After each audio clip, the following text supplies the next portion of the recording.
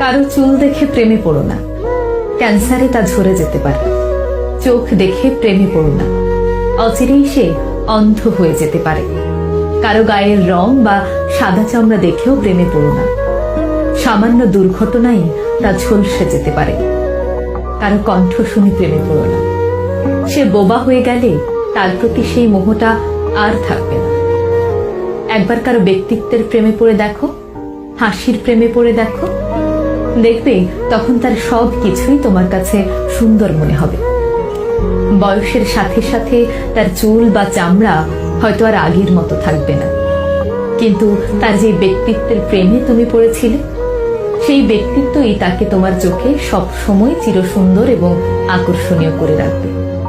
আর একেই বলে ভালোবাসা। ভালো লাগা আর ভালোবাসা শব্দ দুটি শুনতে কাছাকাছি হলেও এদের মধ্যে রয়েছে বিস্তর তফাৎ।